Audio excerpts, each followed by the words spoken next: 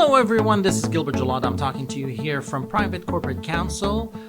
This is Tufts on Tax, where all your tax questions and answers with Mr. T. Scott Tufts. When it comes to taxes, he is the expert and the master.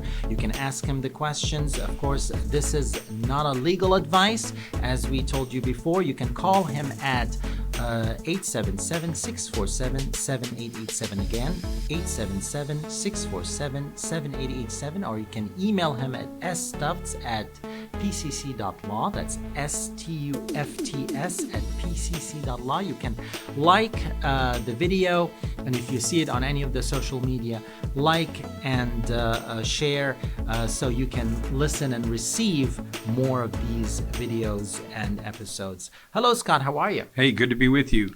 Good to be with you too. So today we are. This is part 2 of Loper Bright. Yep. With the Chevron, and we're continuing to see the feedback and the impact on that. Yeah. So remember, we talked about Loper Bright, the fishery management, the agency that coordinates that with in the Atlantic herring industry. Correct. They got the decision out of the Supreme Court that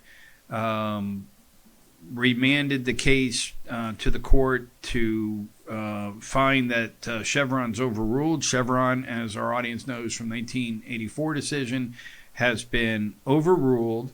What that decision had held by the Supreme Court was that there would be deference given to agencies in their interpretation of the laws when the laws were either silent or ambiguous by statute, and the agencies would then interpret those laws by rule or regulation.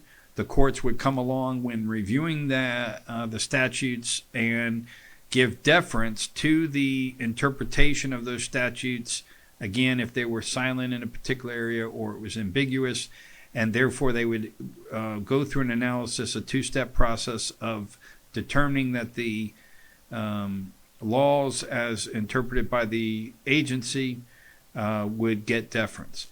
That's now been overruled, so now the question is, what do we do now? And what do we do? Yeah, so tax-wise, given that's what we talk about here on Tufts on Tax, we're asking, okay, so how does this impact the IRS? How does it impact how tax matters are dealt with, either in the tax court, the claims court, or whatnot? And the issue then becomes, are we talking about a regulation? Are we talking about a rule? What are we talking about? So first and foremost for our audience, you got to give specifics here. What agency are we talking about? In our case, the IRS, right? Mm-hmm. So taxes, IRS, that's who interprets it. You then, and you'll do this with Loper Bright, it's dealing with all agencies. So it overruled Chevron. That is a broader concept. So step 1, what are we talking about? Mm-hmm. What statute? You have to ask that. What is the statute that's getting interpreted or reviewed or that is at issue? So if you are out there and you have a tax issue, tax question, and you're in any kind of dispute with the IRS, the likelihood goes up that you're involved in interpreting some statute that might have a regulation, or you might be in court and you have an interpretation and the IRS's interpretation is at issue. All right? So far, so good. Now, the rules of the road have changed. The rules of the road will... Because of this decision. Oh, wow. So Loper Bright says, stop, rethink, what is the analysis to be utilized by a court in the situation you're at?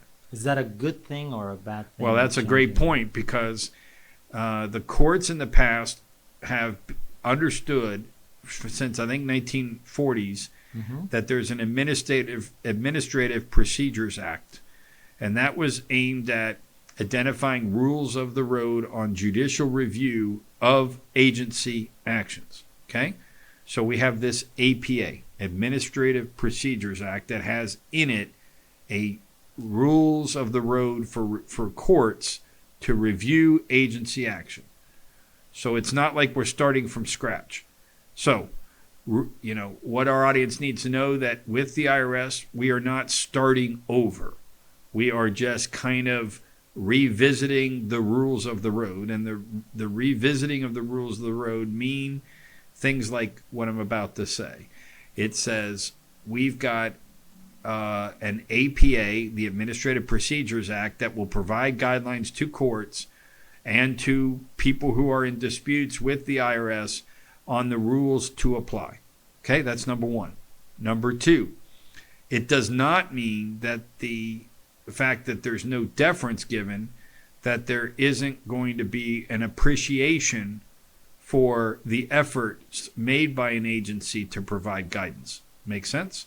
So we're playing a little bit of wordsmithing. If you're not going to give deference, but you're going to recognize that agencies and their people might know more than the average citizen on how best to interpret laws, then we need to see, did Congress ask them to write a regulation to interpret the law, correct?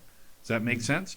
So if Congress enacts a tax law statute and it says we need the IRS to put out regulations on the statute to better explain it, those regulations, those interpretations will be received favorably in some way by the courts consistent with the Administrative Procedures Act. Okay? So think of it like an expert. You bring in an expert, you get the advice of the expert, you put the expert on the stand. As long as the expert doesn't, go off the deep end or get it wrong, then there's going to be, and dare I say, not deference, but there's going to be a regard for what that input is. So it's critical for our audience to understand that it's not likely that the interpretation of Loper Bright will be that agencies like the IRS will have no input, no impact on a case. They will. Okay? That's number one. Number two, as a practical matter, let's talk about a practical matter.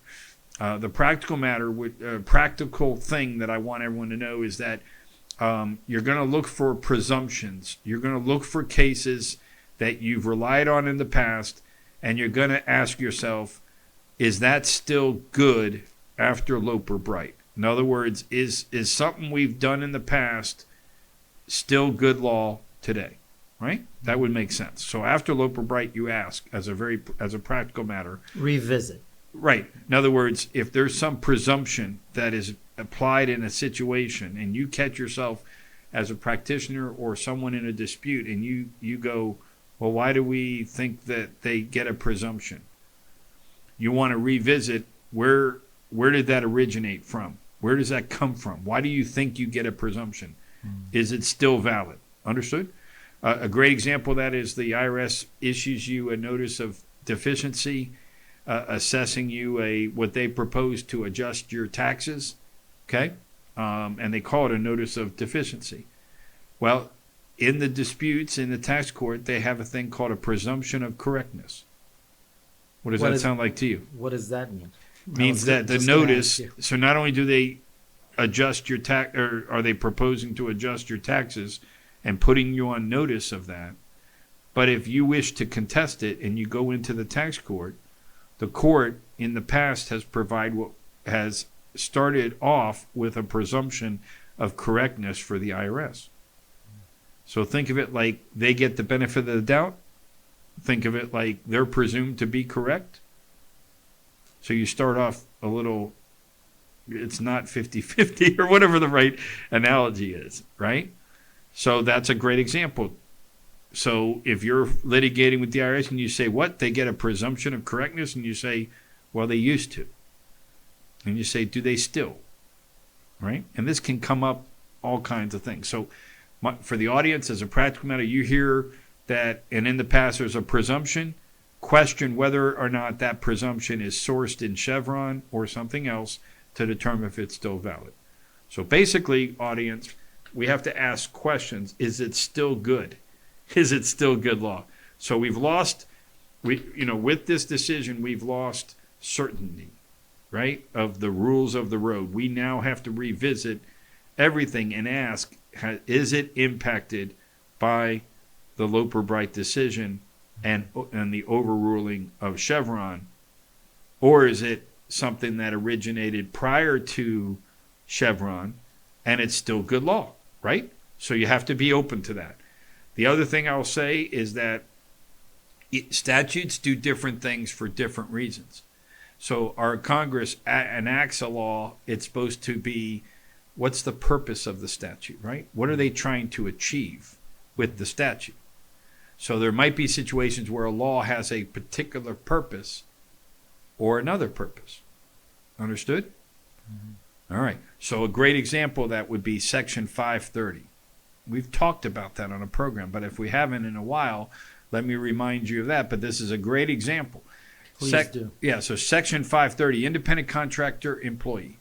Section 530 was enacted by the Congress to provide a safe harbor protection for businesses if they make a good faith classification of their workers as independent contractor or non-employee, right, compared to employee. Okay, so that law came about in 1987. It's still around. That law, right, says that if you meet this safe harbor and you meet, and there's a lot of criteria to it, then you will have the protections of the statute, so that if it's a close call, maybe you're an independent contractor, maybe you're not, your workers or maybe not. If you did things by the book, by the good faith, meeting the criteria of the statute, right? Then that statute comes to your protection as a taxpayer, as a business. Okay? The point being is that statute, when it's interpreted by the IRS, how do you do that after Loper Bright? Got it? And is there a presumption in favor of the taxpayer in that situation? Correct? So again, we're challenging ourselves now in the tax world to say, what is this impact of overruling Chevron? And it really forces you to say, get down to what is the statute, what is the regulation, are we addressing a question in the regulation or the IRS interpretation? And if we are, is there some presumption that is said to apply that might now be in question? Is there something wrong with the regulation? What happens if you read the regulation and whatever? Remember in Loper Bright, the fishermen, they read the regulation to allow them to put the observers on a boat and then make the family business pay for it if they didn't have federal funding, right? Same kind of thing here. Has the agency, in our case the IRS, interpreted properly with the regulation? All right, so a lot to be thinking about. Now remember, everything we're looking at here is the agency's action or determination, right? Is it grounded in some kind of rule that says they get a presumption, they get the benefit of the doubt, they get, whatever in the past, it was deference.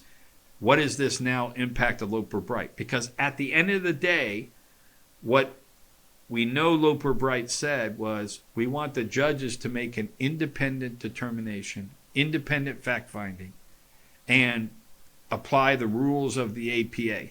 Okay?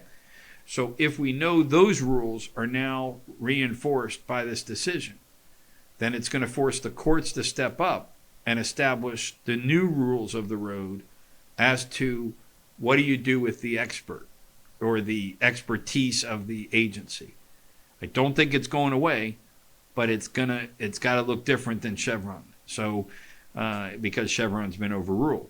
So if Chevron didn't work, right, because that's why they got rid of it, then the theory is we had all this time and it didn't work, then what do we do? So we're looking at what do we go from here? So that's kind of for the audience. So we'll come around and revisit where we are in 6 months or whatnot. And in the meantime, stay tuned, but ask the right questions. And hopefully by this episode, I've given you some ideas on what to ask, which is know the law you're interpreting, look for the rules of the road on the interpretation, and then ask, is there a presumption or something that's being applied? Is that presumption still valid to be applied? And then how do you go forward giving, using the Administrative Procedures Act and what it says about judicial review to argue your case? If you have any questions about it, then obviously we can talk about it with particular clients or particular questions that come from our audience. Just to clarify, Mm-hmm. you said we can revisit this, what's happening with Loper Bright, in 6 months? Yeah, so the reason why I say that is we'll have the input of the scholars, we'll have the Okay. input of cases. So, in the next 6 months, I expect to see, we're already seeing some things.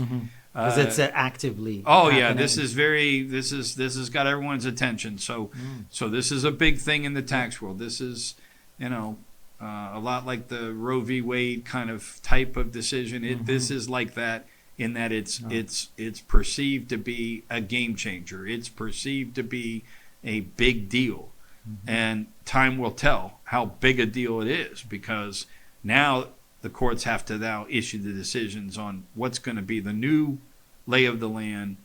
Obviously, it's going to have to be dealt with, and you can imagine the arguments. So I say 6 months, let's see, and then let's revisit and come back around. And So history is happening right now. history is happening. Very good point. Absolutely. And we'll get on to it, afterwards. That Section 530's, example is just one, but there are many times where the law needs to be carefully examined. So as we've always told our audience, Gilbert, try not to have knee-jerk reactions. Try not to, get lazy with this stuff. Ask the right questions. Get to your professionals and really look into it before you assume anything or do anything. The tax law is complicated. Stay on top of it. You heard him, folks. Ask the right questions, always, and ask the expert, a person that knows the law, like Mr. T. Scott Tufts, especially when it comes to taxes. Not so many know what he knows. So you can call him at 877-647-7887. Again, that number is 877-647-7887. Or you can email him at stufts@pcc.law. That's STUFTS@pcc.law. Thank you and have a wonderful day.